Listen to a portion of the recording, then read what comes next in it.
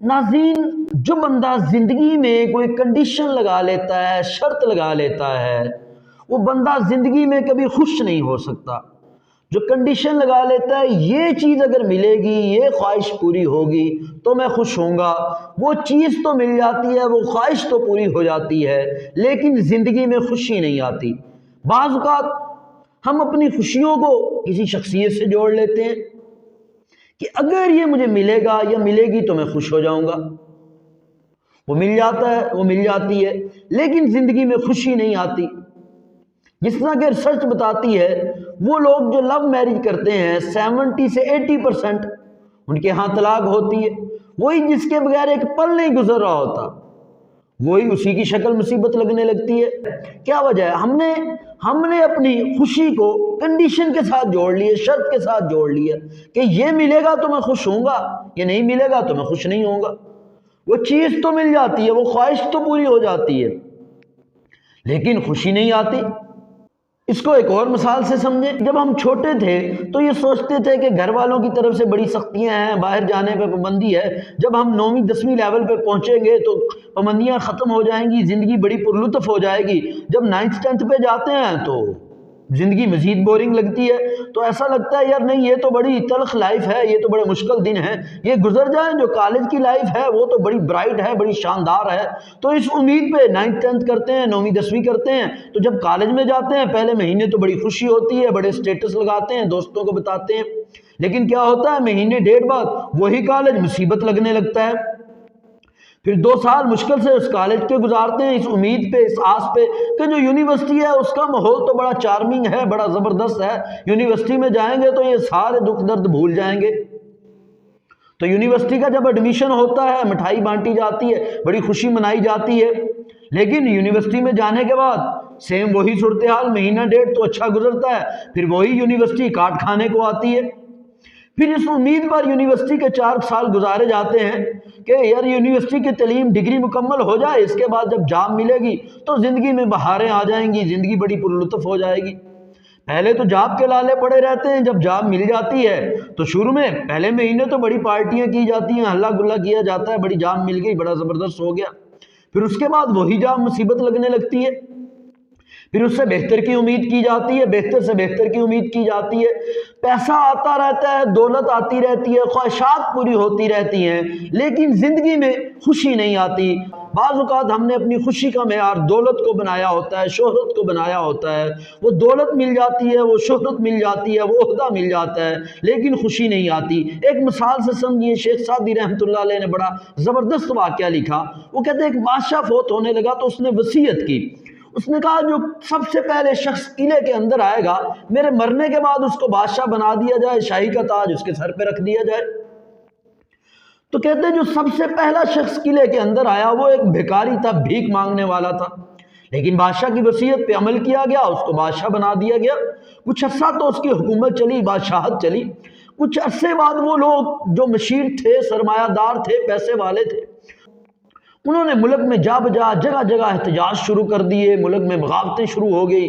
वो कहने लगे कि ये भिखारी, ये भीख मांगने वाला हमारा हुक्मरान, हम सरमायादार, पैसे वाले, दौलत वाले, इसकी राया। तो जब ये सूरत हाल मुल्क के अंदर पैदा हो गई, मुल्क में हंगामे पैदा हो गए, तो बाहर वाले मुल्कों ने देखा कि मुल्क की सूरत हाल तो ख़राब है, उन्होंने भी धमकियां देना शुरू कर दी, ये हिस्सा हमारे मुल्क का है, ये हिस्सा हमारे मुल्क का है। तो बैरून से भी धमकियां, अंदरूनी हालात भी ख़राब। उन्हीं दिनों उस बादशाह का एक दोस्त जो उसके साथ भीख मांगा करता था, वो उसकी सल्तनत में आया हुआ था, अप्रोच अपना के बादशाह तक पहुंचा। कहने लगा, बादशाह सलामत, क्या ज़बरदस्त दिन है, कभी वो थे कि दोनों भीख मांगा करते थे।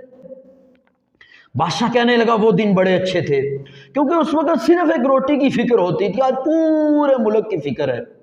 हम अपनी इस दौर में देख लें, जो आज के हमारे वजीर आज़म हैं, हमेशा हर वक्त परेशानी, टेंशन, कभी इदारों की टेंशन, कभी अदलिया की टेंशन, कभी बैरून मुल्क की टेंशन, कभी अपोजिशन की टेंशन। साबका हुकूमत को देख लें, सेम सूरत हाल। بعض اوقات ہم کسی عہدے کو، کبھی دولت کو ہم یہ سمجھ رہے ہوتے ہیں تمام مسائل کا حل یہی ہے، ہم نے اپنی خواہشات کو اس کنڈیشن کے ساتھ جوڑا ہوتا ہے، وہ کنڈیشن تو پوری ہو جاتی ہے، وہ چیز تو مل جاتی ہے، لیکن زندگی میں خوشی نہیں آتی۔ اگر خوشی ڈھونڈنا چاہتے ہو، اگر خوشی حاصل کرنا چاہتے ہو تو قرآن پاک میں بھی ہے لَإِن شَكَرْتُمْ لَأَزِيدَنَّكُمْ، اگر تم میرا شکر کرو گے تو میں تمہاری نعمتوں کو بڑھا دوں گا۔ تو آپ جیسی بھی حالت میں ہو اللہ کا شکر کرو۔ ایک چھوٹا سا واقعہ آپ سے شیئر کر دیتا ہوں۔ حضرت موسیٰ علیہ السلام کوہ طور پر جا رہے تھے اللہ تعالیٰ سے ملاقات کرنے، تو راستے میں ایک آدمی ملا۔ اس نے موسیٰ علیہ السلام سے پوچھا کہاں جا رہے ہو؟ کہا اللہ سے ملنے، اللہ سے ملاقات کرنے۔ کہا کہ میرا دکھ درد بھی اللہ سے بیان کر دیں کہ کچھ بھی نہیں ہے، جسم کو بھی ریت میں چھپایا ہوا ہے، نہ کچھ کھانے کو ہے نہ کچھ پہننے کو ہے۔ کہا ٹھیک ہے اللہ سے ذکر کر دوں گا، تیرا تذکرہ بھی کر دوں گا۔ آگے گئے ایک اور آدمی ملا، بڑا سرمایہ دار، نوکر چاکر، ہر چیز موجود، کسی چیز کی کمی نہیں۔ موسیٰ علیہ السلام سے پوچھا کہاں جا رہے ہو؟ کہا اللہ کے پاس۔ کہا میرا حال بھی بیان کر دے کہ اللہ نے بہت سی نعمتیں دے دی ہیں، بس ابھی بس کرے۔ جس طرح کہ ایک بیٹا اپنے باپ کو کہتا ہے جب باپ بہت زیادہ نوازش کرتا ہے، احسان مندی میں کہتا ہے کہ ابو بہت شکریہ بس کریں، تو موسیٰ علیہ السلام اللہ کے پاس گئے، دونوں کا ذکر کیا۔ کہا وہ بندہ جس کے پاس کچھ بھی نہیں ہے، پہننے کے لیے کچھ نہیں ہے، اپنے جسم کو ریت میں چھپائے بیٹھا ہے، اس کو کہو کہ اللہ کا شکر کرے، اور جس کے پاس سب کچھ ہے اس کو کہو اللہ کی نشکری کرے۔ موسیٰ علیہ السلام واپس آئے، اس سے ملے جس کے پاس تمام دولت، تمام سرمایہ، ہر چیز موجود تھی۔ کہا اللہ کی نشکری کیا کر۔ کہتا ہے اتنی نعمتیں اللہ نے دی تو اس کا کیسے نشکری کروں؟ کہا یہی وجہ ہے اللہ نعمتیں بڑھاتا جاتا ہے۔ موسیٰ علیہ السلام دوسرے آدمی کو ملے جس کے پاس کچھ بھی نہیں تھا، ریت میں اپنے جسم کو چھپائے بیٹھا تھا۔ کہا کہ اللہ کا شکر کیا کر، اللہ نعمتوں کو بڑھا دے گا۔ وہ کہتا کیسے شکر کروں، کس چیز کا شکر کروں، کچھ بھی تو نہیں ہے، نہ کھانے کے لیے ہے نہ پہننے کے لیے ہے۔ تو کہتے ہوا چلی، وہ ریت جس میں اس نے اپنا جسم چھپایا ہوا تھا وہ ریت بھی اڑ گئی۔ تو کیا ہوتا ہے کہ جب ہم شکر کرتے ہیں، ایک تو اللہ کی نعمتیں بڑھ جاتی ہیں، دوسرا کیا ہوتا ہے وہ جو ہمارا ڈپریشن ہے، انگزائٹی ہے، پریشانیاں، اس سے چھٹکارا مل جاتا ہے۔ بعض اوقات ہم کسی چیز کو بدقسمتی سمجھ رہے ہوتے ہیں، مصیبت سمجھ رہے ہوتے ہیں، وبال سمجھ رہے ہوتے ہیں، لیکن ہمارے لیے وہ رحمت ہوتی ہے، اللہ تعالیٰ کی طرف سے وہ عنایت ہوتی ہے۔ لیکن کیا ہوتا ہے ہماری عقلیں محدود ہیں، سمجھ نہیں ہمیں آ رہا ہوتا ہے۔ اس کو ایک مثال سے سمجھیے، ایک آدمی کے پاس پرانے وقتوں میں ایک بڑا قیمتی گھوڑا تھا، بڑا عمدہ گھوڑا تھا، یہی سمجھ لیں آج کے دور میں پراڈو کسی کے پاس ہو یا عمدہ گاڑی ہو تو سارا گاؤں اس کو مبارکباد دینے آیا، یار تو بڑا خوش قسمت آدمی ہے، تیرے پاس اتنا عمدہ گھوڑا ہے۔ وہ کہنے لگا پتہ نہیں یہ خوش قسمتی ہے یا بدقسمتی۔ تو کہتے اگلے دن اس کا گھوڑا بھاگ گیا، سارا گاؤں آیا تعزیت کرنے، افسوس کرنے، یار بڑا افسوس ہوا، اتنا قیمتی گھوڑا تیرا بھاگ گیا، اتنا بھاری نقصان ہو گیا تیرا۔ وہ کہنے لگا پتہ نہیں یہ خوش قسمتی ہے یا بدقسمتی۔ اگلے دن ایسا ہوا وہ گھوڑا جنگل سے گھوڑی بھی اپنے ساتھ لے آیا، سارا گاؤں آیا مبارکباد دینے، یار کیا کمال کی تیری قسمت ہے کہ گھوڑا تو تھا ہی تھا اتنا عمدہ اور مفت میں گھوڑی بھی مل گئی۔ وہ کہنے لگا پتہ نہیں یہ خوش قسمتی ہے یا بدقسمتی۔ کہتے اگلے دن ایسا ہوا اس کا بیٹا اس گھوڑی پہ بیٹھا اور جنگل میں نکل گیا شکار کے لیے، تو وہاں گرا اور اس کی ٹانگ ٹوٹ گئی۔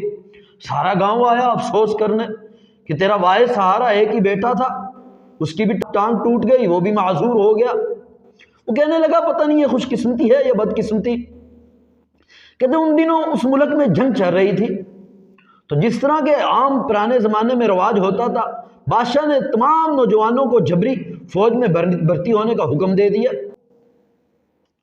زبردستی تمام نوجوانوں کو بھرتی کر لیا گیا، لیکن جنگ کا نتیجہ یہ ہوا کہ شکست ہو گئی، تو تمام نوجوانوں کو مار دیا گیا، تمام سپاہیوں کو مار دیا گیا، اس کا بیٹا بچ گیا۔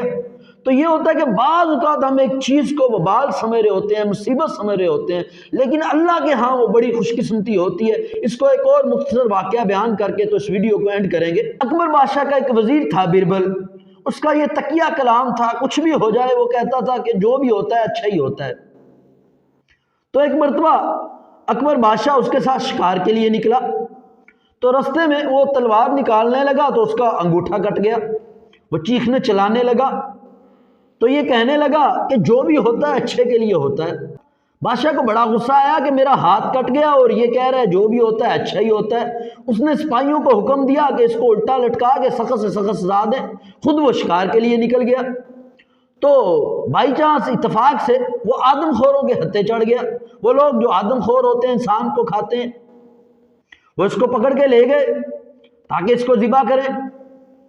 لیکن ان کے ہاں کسی آدمی کا اگر کوئی انگوٹھا کٹا ہو یا جسم کا کوئی اعضاء کٹا ہو، یہ بدشگونی اور نحوست سمجھی جاتی تھی۔ وہ جب انہوں نے دیکھا کہ بادشاہ کا انگوٹھا کٹا ہوا ہے تو انہوں نے اس کو نحوست سمجھتے ہوئے چھوڑ دیا۔ تو بادشاہ جب واپس آیا تو دیکھا وہ اس کے وزیر کو اس کے سپاہی سزا دے رہے ہیں، پیٹ رہے ہیں۔ تو اس نے اس سے معافی مانگی، اس کو چھڑایا، تو کہا یہ بات تو مجھے تیری سمجھ آ گئی، جو بھی ہوتا ہے اچھے کے لیے ہوتا ہے، لیکن مجھے ایک بات سمجھ نہیں آئی، جو تجھے اتنی سخت سزا ملی تو اس میں کیا اچھائی تھی؟ تو اس نے کہا بادشاہ جو بھی ہوتا ہے اچھے کے لیے ہوتا ہے، میں ہمیشہ آپ کے ساتھ رہتا ہوں، لیکن آج خدا کی قدرت میں تیرے ساتھ نہیں تھا۔ اگر تیرے ساتھ ہوتا، میرے اندر تو کوئی عیب نہ تھا، تو آج میں تو ان کے ہاتھ سے ذبح ہو جاتا۔